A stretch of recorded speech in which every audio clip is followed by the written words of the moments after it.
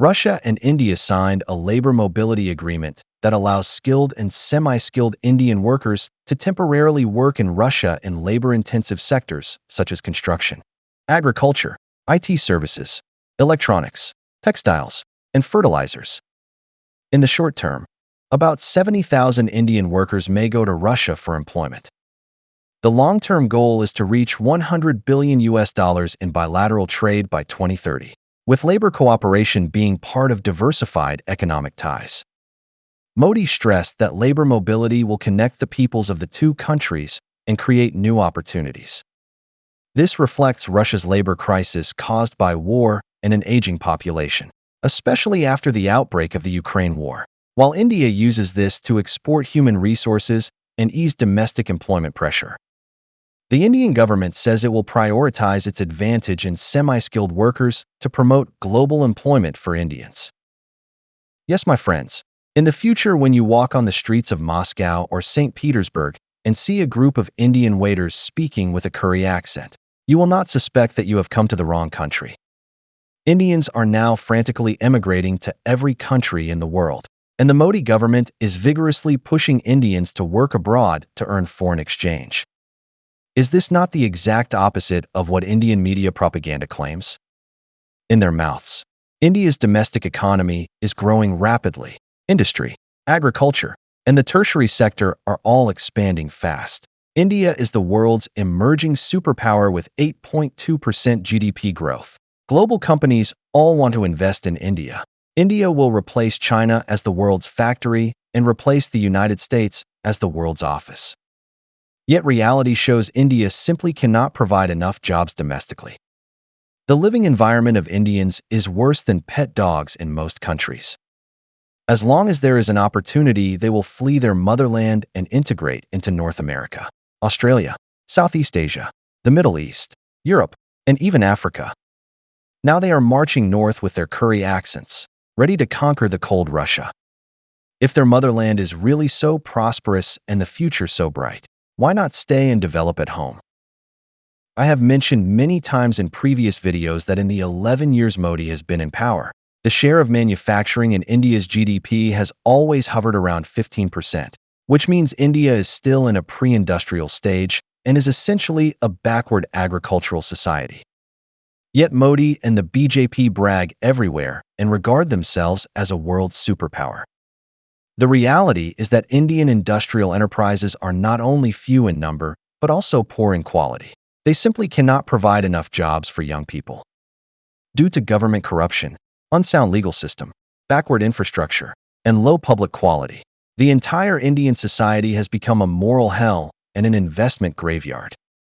More and more foreign companies have realized there is no future in India and are gradually withdrawing. Whether it is Volkswagen from Europe, Ford from the United States, Samsung from Korea, or Xiaomi and Vivo from China, all have been extorted by the Indian government on various pretexts. Such an investment environment cannot retain international companies. The sharp drop in foreign direct investment in India's 2024 fiscal year is capital voting with its feet against India, pronouncing the death sentence on Made in India.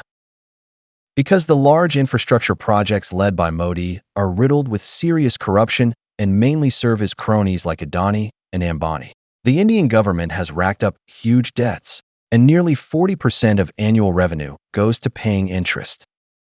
To help the Adani Group cope with funding shortages, Modi even asked state-owned insurance institutions to inject capital into the Adani Group. India's various infrastructure projects lack unified planning. A lot of money has been spent, but no synergy has been formed, failing to improve India's backward logistics efficiency. This makes Indian companies lack competitiveness compared with East Asia, Southeast Asia, Mexico, Brazil, and other countries and regions, with almost no presence in the international market. India is also one of the countries with the largest trade deficit in the world. Its biggest source of foreign exchange surplus is the U.S. market, but that is the result of trade preferences granted by the United States. Now Trump is imposing 50% tariffs on India and tightening H-1B visas, putting India's most important source of foreign exchange in serious crisis. So Modi is willing to send Indians to a Russia that is at war, essentially using Indian lives to exchange for foreign exchange, which is no different from Kim Jong-un sending North Koreans to the battlefield in Ukraine. In any case, Indian workers who go to Russia can bring foreign exchange to India if they survive. If unfortunately eliminated by Ukrainian drones, it reduces population pressure and they can still get generous financial compensation. In the eyes of Modi and the BJP, ordinary Indians are just numbers. The resources India lacks least are cow dung and people.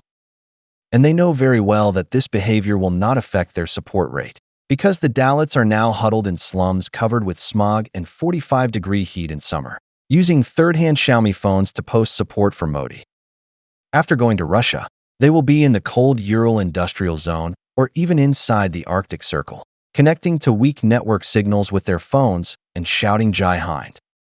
Cold can freeze a person's brain, but it cannot freeze the stupid genes inside the brain. For Putin, he is very satisfied with this agreement, because many foreigners were lured to Russia by high-paying advertisements, thinking they would do logistics and work in the rear. But after arriving, they were put into combat units, sent to the Russian-Ukrainian front line to step on landmines, attract Ukrainian sniper bullets, distract Ukrainian drones, and provide valuable battlefield feedback for regular troops to attack. If one day you see dark-skinned Indian prisoners in videos released by the Ukrainian army, do not be surprised. These are all prearranged scripts.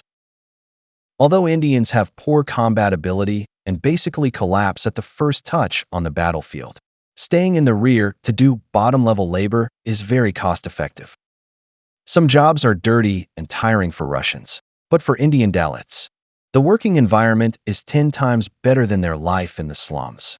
This is a win-win situation. At the end of the video, I want to ask the Indian Dalits. Modi has been Prime Minister for 11 years. Why can't he abolish the caste system and let this cultural cancer completely disappear from Indian society? Is it because he lacks enough support? Or he does not have enough time? Or he simply does not want to do it? The truth is very simple. In his heart, you are just numbers. He only needs to wear a skirt, brag to the camera that India has become a superpower, and you will give him your votes. Under such circumstances, what motivation does he have to deliver a beautiful report card? When your child keeps coughing because of smog, when you struggle over whether to buy him a new pair of shoes, ask yourself, is Modi the king of clowns? And are you yourself a clown?